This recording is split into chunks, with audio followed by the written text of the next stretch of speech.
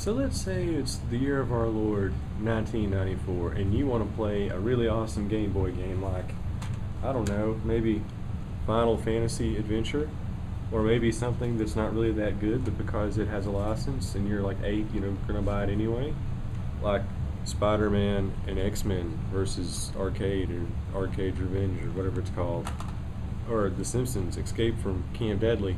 Well, if you want to do that, you're gonna have to pick yourself up a Game Boy, the original toaster-sized Game Boy, and not this Tommy Hilfiger Special Edition yellow Game Boy Color, which is technically anachronistic for purposes of this video, but whatever. But anyway, the thing is, if you wanted to play portable games, Nintendo portable games exclusively, you had to own a Nintendo portable console unit, such as the Game Boy. Well, that was until something came along, something very, very majestic, and very awesome, and I think very underrated as a device, and that's this little advent right here. It's called the Super Game Boy, and if you grew up in the 90s, you probably remember it.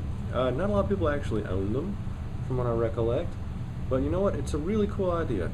Using the power of voodoo, you're able to actually play your Game Boy games, those little miniature cartridges like this, on your Super Nintendo unit.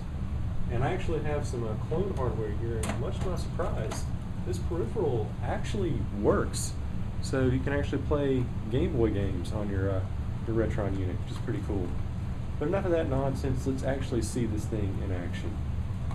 Okay, we got a snug fit in my console. And let's pick one at random. Let's go with Arcade Revenge, the LJN Classic. Right, so it's fit snug in our unit, and it is on. And as you can see, the sheer awesomeness before us. Your TV screen actually does become something of a gigantic Game Boy screen.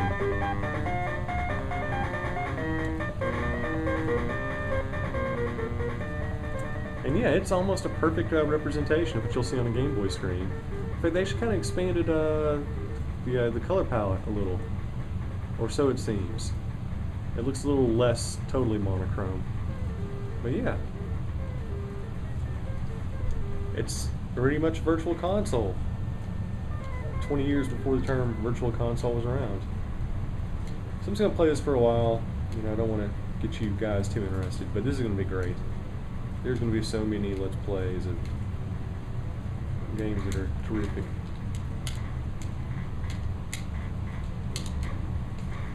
Yeah. So actually, if you can kind of look at this, the color palette actually is expanded, because playing on an actual Game Boy is just, everything's going to be, sea green, but they actually kind of diversified it here. This is pretty great. I'm guessing they changed this about for each different game probably has a different color palette here. Alright, so that one's fun. We'll turn that one off. Let's actually try something else. Let's try this here Simpsons game. Escape from Camp Deadly.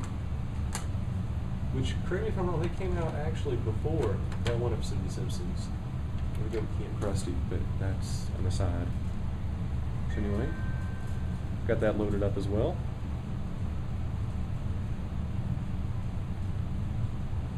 I hope you guys like the scan lines. Very traditional. This is such a brilliant concept for peripheral. As far as the color palette, it appears as if we're working mostly with reds and browns, but you know what? That's cool. If you had to pick, I think maybe the Game Boy, like the original 1989 Fall of Berlin Wall handheld, might just be my all-time favorite console. I'm not saying it's the best or it's the most versatile, but just the one that I probably enjoyed the most. Just because there's just so many great platformers and racing games and shoot 'em ups and top-down shooters, and you throw in the Game Boy Color mix, you just have an awesome array of great games. It's not even including the adventure and role-playing games. So yeah, certainly glad to have this around. I really wish I actually had more Game Boy games that were impressive.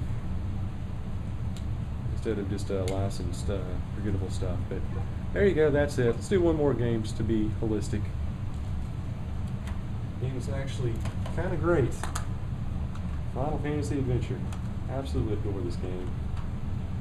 I mean, this is one of the best Zelda games it ever was.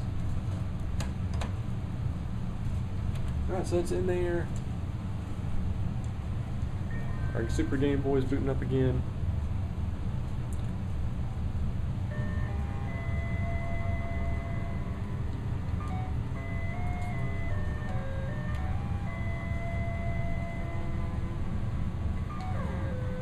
Let's go straight to the boss fights. Oh, look at that. That is so cool.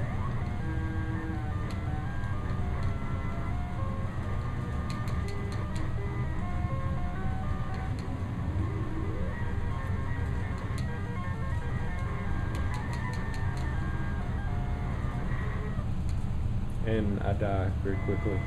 It's a little weird actually playing a Game Boy game with a controller. Seems a little bizarre, but you know what? I guess we'll get used to it after a while. It's just an incredible peripheral.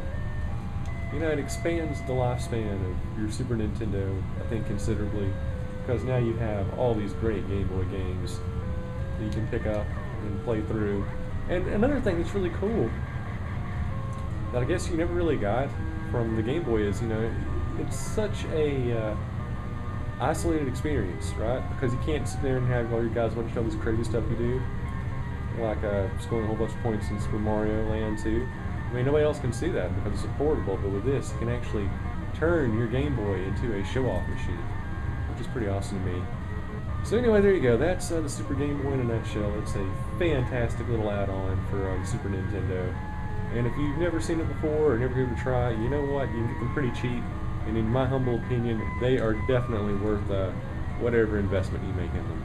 So there you go. That's another awesome peripheral out there you can pick up, and you need to try it. Game on, folks. Game on.